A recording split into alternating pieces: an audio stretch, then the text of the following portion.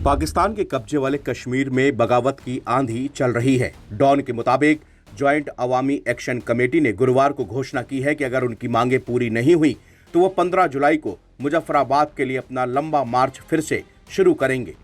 पाकिस्तान की सेना ने अभी तक बेरहमी से पीओके के प्रदर्शन को कुचला है और 50 से ज्यादा लोगों की हत्या की जा चुकी है। इसके बाद अब यूरोपीय यूनियन ने धमकी देते हुए कहा है कि पाकिस्तान का अत्याचार जारी रहता है तो उसे व्यापारिक छूट यानी कि जीएसपी प्लस स्टेटस छीन लिया जाएगा। डॉन के मुताबिक ईदगाह में धरने पर बैठे लोगों को संबोधित करते हुए जेएसी के मुख्य सदस्य उमर नजीर ने कश्मीर के लिए कहा है कि अगर 14 जुलाई तक उनकी मांगों के चार्टर को लागू नहीं किया गया तो गठबंधन 15 जुलाई को मुजफ्फराबाद के लिए लंबा मार्च करेगा। उन्होंने कहा कि लंबा मार्च जिसे 10 जून को रावलकोट में रोक दिया गया था वो पहले से घोषित कार्यक्रम के तहत फिर से शुरू होगा। पाकिस्तान के सबसे बड़े अखबार डॉन के मुताबिक उमर नजीर कश्मीरी ने कहा है कि जेएसी एक बार फिर से 14 जुलाई तक अपनी मांगों के चार्टर को लागू करने की मांग करता है। अगर 14 जुलाई की शाम तक कोई प्रगति नहीं हुई तो हम 15 जुलाई को नई घोषणा करेंगे। उस दिन ना तो यह मांगों का चार्टर होगा और ना ही किसी समझौते को लागू करने की कोई मांग होगी। अल्लाह ने चाहा तो हम एक नई घोषणा के साथ यह जगह छोड़ देंगे। इसके अलावा उन्होंने पाकिस्तान के कब्जे वाले कश्मीर के लोगों से 15 जुलाई के मार्च की तैयारी शुरू करने का आग्रह किया है। उन्होंने राष्ट्रीय और अंतर्राष्ट्रीय मीडिया, राजनीतिक दलों और स्थानीय और अंतर्राष्ट्रीय मानवाधिकार संगठनों से भी मार्च पर नजर रखने की अपील की है ताकि पाकिस्तानी सेना हिंसक कार्रवाई न कर सके। जेएसी के मुख्य रूप से बिजली पर भारी सब्सिडी, आटे पर सब्सिडी और स्थानीय अधिकारों की सुरक्षा जैसे मुद्दे को लेकर 2024 से आंदोलन कर रहे हैं। अक्टूबर 2025 में प्रशासन के साथ एक समझौता हुआ था, लेकिन जेएसी का आरोप है कि सरकार ने अपने वादे पूरे नहीं किए।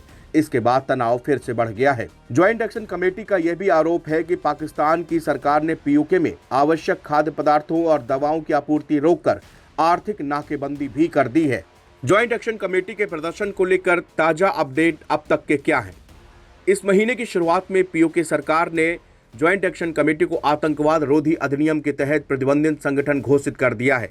इसके बाद से पाकिस्तानी सेना की तरफ से बर्बर कार्रवाई की गई और 1000 से ज्यादा शांतिपूर्ण प्रदर्शन में शामिल लोगों को गिरफ्तार किया गया है।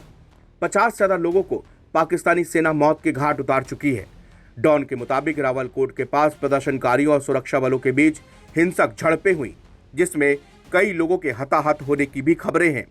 ज्वाइंट एक्शन कमेटी के नेता सरदार अमन खान ने पाकिस्तानी सेना पर स्थानीय लोगों का दमन करने और उन्हें आतंकवादी करार देने का भी आरोप लगाया है। तनाव बढ़ने पर जेएसी नेताओं ने पहली बार भारत से मानवीय सहायता की गुहार लगाई है और पाकिस्तान से बिगड़ते हालात के कारण नियंत्रण रेखा खोलने का आग्रह किया है। पाकिस्तान की सेना ने प्रदर्शन को कुचलने के लिए पीओके के ज्यादातर हिस्सों में नाकेबंदी कर दी है, जिससे खाने पीने की सप्लाई नहीं हो पा रही। पाकिस्तान के नेता कश्मीरियों के खिलाफ जहरीली बयानबाजी भी कर रहे हैं।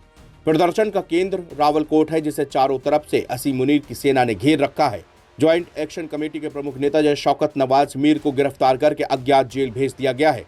पीओके में अब पाकिस्तान से आज़ादी की मांग बहुत तेजी के साथ उठने लगी है और पाकिस्तानी सेना और सरकार का असली चेहरा बेनकाब हो चुका है। नवभारत टाइम्स की रिपोर्ट।